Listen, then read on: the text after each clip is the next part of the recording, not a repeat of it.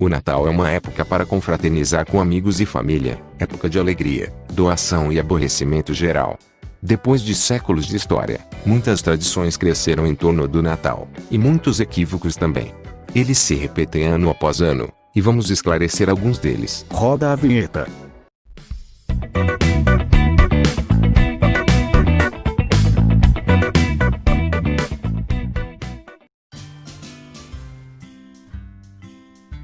Papai Noel, ou assim nos dizem, foi baseado na figura original de São Nicolau.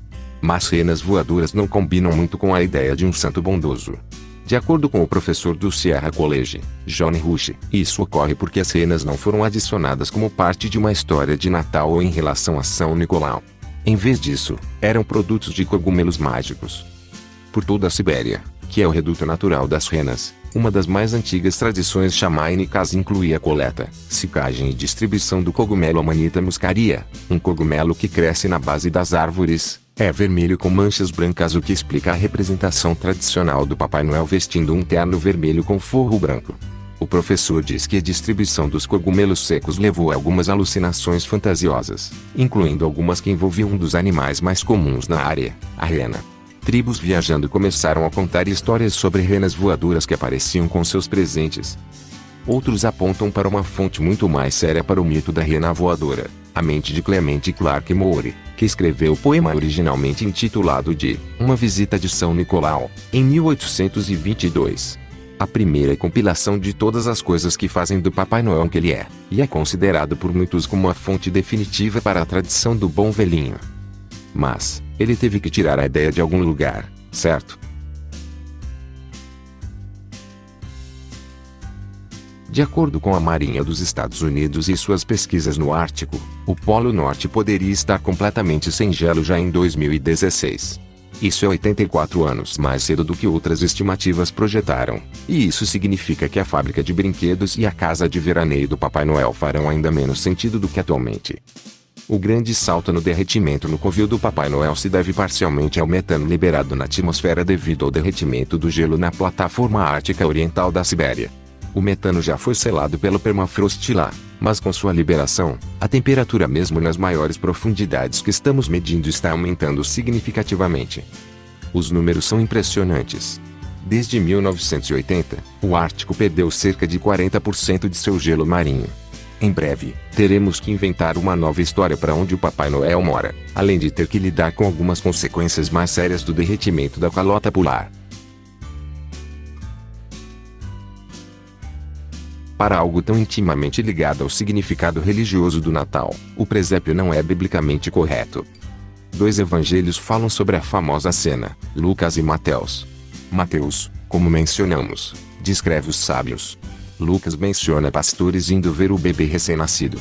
Mas os dois grupos nunca estiveram juntos ao mesmo tempo. Não há menção específica de animais e os evangelhos não dizem nada sobre um anjo testemunhando o nascimento.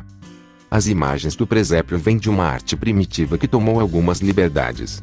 Os presépios vivos só começaram em 1223 quando São Francisco de Assis fez a primeira encenação.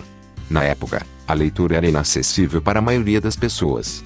Em vez de aprender sobre a Bíblia na igreja, elas aprendiam sobre ela por meio de peças como o presépio.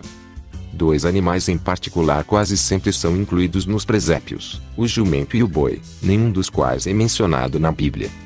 Nas primeiras representações, eles aqueciam o bebê com a respiração e o calor do corpo. Mas em outras pinturas, eles parecem estar agindo com um pouco menos de respeito, especialmente no período da Renascença. Em algumas iluminações de manuscritos, eles tentam comer as roupas e cobertores do bebê e, no telhado da igreja de Nantwich, na Inglaterra, eles estão lutando de todo o coração pelos cobertores. Pensa-se que o burro veio representar os judeus, duvidosos da divindade de Cristo.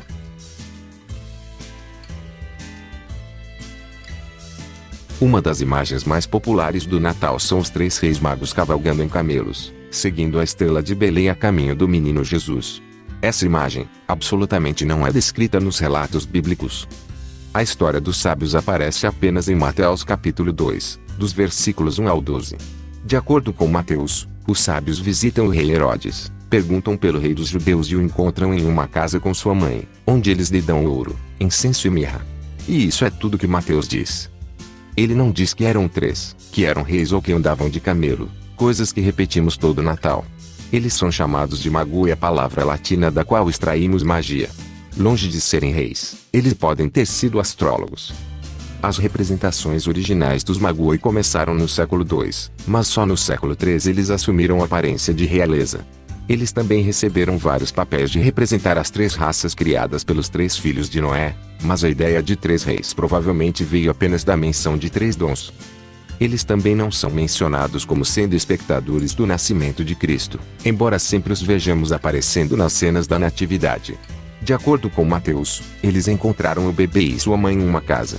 Com base no genocídio de Herodes de crianças do sexo masculino com menos de 2 anos de idade, eles provavelmente apareceram na primavera ou no verão após o nascimento.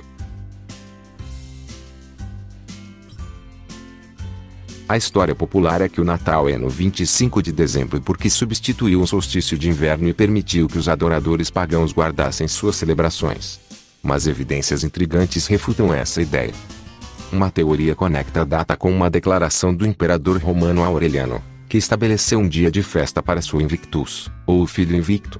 No entanto, Aureliano era definitivamente anticristão e sua declaração aconteceu depois que o Natal já havia sido estabelecido. Além disso, quando o Natal começou, o cristianismo não estava gentilmente entrando no reino pagão que estava tentando substituir. Na verdade, ele estava tentando se distanciar da adoração pagã o máximo possível. Os dois não queriam nada um com o outro, e o cristianismo não atendia nem aceitava nada dos pagãos, que realizavam sacrifícios e os perseguiam violentamente. Gradualmente, as tradições pagãs foram aceitas nas celebrações do Natal, mas foi somente no século XII que foi apresentado que motivo do Natal cair em 25 de dezembro. Então de onde veio a data? Foi dito que Cristo foi concebido e crucificado na mesma data. Isso foi em 25 de março no calendário romano, 9 meses após o 25 de dezembro.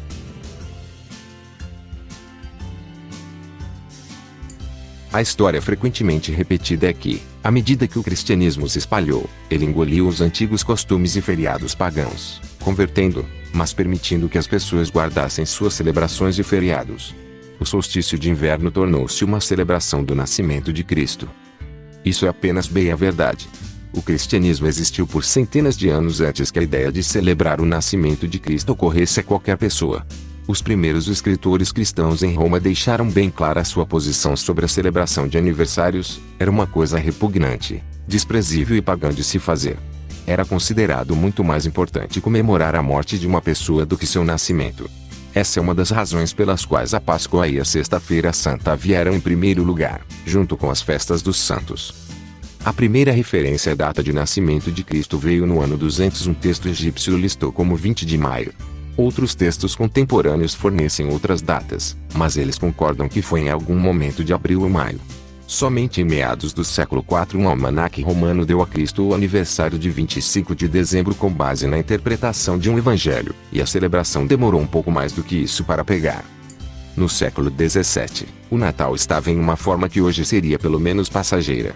Havia presentes, canções de Natal, peças de teatro e pantomimas, e os lords abriam as portas aos pobres em uma demonstração de generosidade. Mas tudo isso foi absolutamente proibido pela maioria dos cristãos religiosos. Os puritanos não proibiram apenas a celebração porque não era tão sombria e religiosa quanto esperavam. Eles a chamaram de herética absoluta, citando, corretamente, que não havia precedente bíblico para ela. E eles até ganharam. O Natal foi cancelado em 1647. Chegamos ao fim de mais um vídeo. Agradecemos a sua audiência e esperamos que tenha gostado. Comente, dê sugestões e se inscreva no nosso canal. Muito obrigado e até a próxima.